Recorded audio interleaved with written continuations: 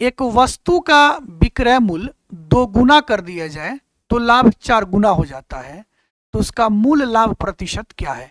अच्छा प्रश्न है, एसएससी सीजीएल 2023 में पूछा गया है। ध्यान से समझिए। आपसे क्या पूछ रहा है? लाभ प्रतिशत क्या है।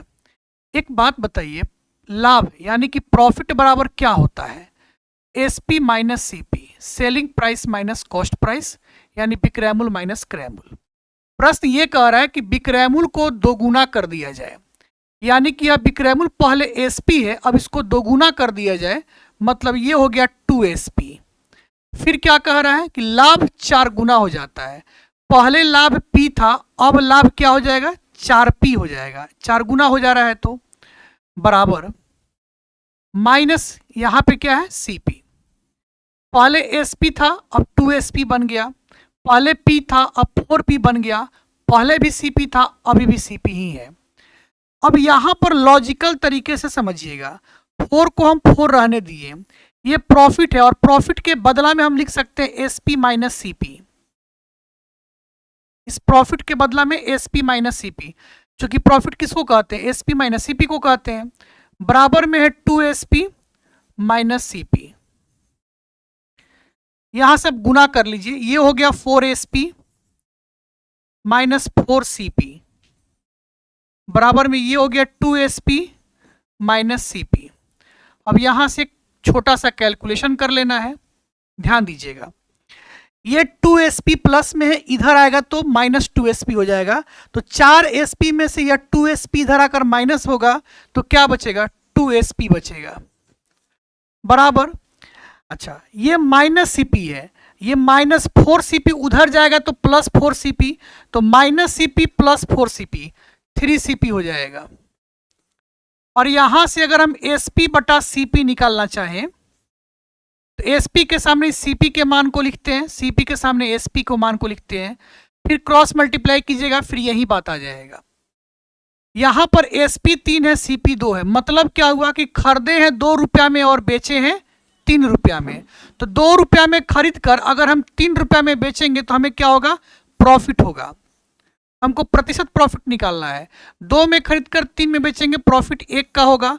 प्रॉफिट हमेशा किस पे होगा? सीपी पे होगा, सीपी 2 है, और प्रतिशत में लाने के लिए 100 से गुना करेंगे। तो 2 से कितना बार में कट गया? 50 बार में। आपका सही उत्तर आ गया 50%, यानी कि ऑप्शन क्या आ गया? सी आ गया। अच्छा प्रश्न था। एक और प्रश्न सेम पैटर्न का देखा जाए। किसी वस्तु का विक्रय मूल्य अगर 3 गुना कर दिया जाए तो लाभ 5 गुना हो जाता है, तो लाभ प्रतिशत क्या है? अभी हमने बताया लाभ, लाभ क्या होता है? लाभ यानी प्रॉफिट क्या होता है? SP minus CP, SP minus CP. अब यहां पे कहा गया है विक्रय मूल्य को 3 गुना कर दीजिए, यानी पहले विक्रय मूल्य एसपी था, अब 3 गुना कीजिएगा तो 3 एसपी हो जाएगा, तो लाभ 5 गुना होता है। पहले लाभ पी था तो अब लाभ 5 पी हो जाएगा, बराबर पी था पहले, अब 5 पी हो गया। पहले एसपी था, अब 3 एसपी हो गया। सीपी ज्यों का त्यों है, ठीक है। लॉजिकल यहां पे क्या समझना है? 5 है तो 5, इस प्रॉफिट के जगह पे हम एसपी माइनस सीपी लिख सकते हैं, क्योंकि मुझे पता है कि प्रॉफिट बराबर एसपी माइनस सीपी होता है, बराबर। ये 3 एसपी को ही रहने दीजिए और यहाँ पे माइनस सीपी रहने दीजिए। 5 से गुना इसके अंदर कीजिएगा तो 5 एसपी माइनस 5 सीपी, बराबर में 3 एसपी माइनस सीपी। अब यहां से एक छोटा सा कैलकुलेशन करना है, देखा जाए। इधर 5 एसपी है, इधर 3 एसपी है, 3 एसपी इधर आएगा तो माइनस होगा, तो 5 में से 3 गया, 2 एसपी, बराबर यहां माइनस सीपी है, ये माइनस 5 सीपी उधर जाएगा तो प्लस 5 सीपी, तो minus CP plus 5 CP 4 CP हो जाएगा। अब यहां से कटा सकते हैं, 2 एकम 2, 2 दूना 4। अगर यहां से हम सीपी बटा एसपी का मान लिखना चाहें तो क्या लिखेंगे? सीपी के सामने इस एसपी वाले मान को लिखेंगे और एसपी के सामने सीपी वाले मान को लिखेंगे। सीपी वाला मान 2 है। अब यानी कि जब सीपी यहां पर 2 दिख रहा है, सीपी यहां पर 1 दिख रहा है और एसपी यहां पे 2 दिख रहा है, मतलब 1 में खरीदे हैं और 2 में बेचे हैं, तो स्वाभाविक बात है प्रॉफिट होगा। कितने का प्रॉफिट हुआ? 1 का। प्रॉफिट हमेशा किस पे? सीपी पे। सीपी क्या है? 1, और प्रतिशत में लाने के लिए 100 से गुना, यानी कि ये आ गया 100%। क्या आ गया 100%, यानी ऑप्शन नंबर क्या हो गया बी हो गया। अच्छा प्रश्न है, सीजीएल का प्रश्न था।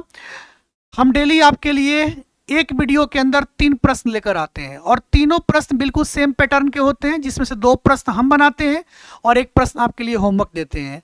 अब आप सोच रहे होंगे सर आज का होमवर्क, बिल्कुल आज का होमवर्क मिलेगा आप लोगों को। ये रहा आज का होमवर्क आपके लिए। इस प्रश्न का उत्तर आप हमें कमेंट बॉक्स में बताइएगा। हम आपके लिए होमवर्क क्यों लेकर आते हैं? इसलिए लेकर आते हैं ताकि आपकी तैयारी और मजबूत हो, तैयारी आपकी और अच्छी हो।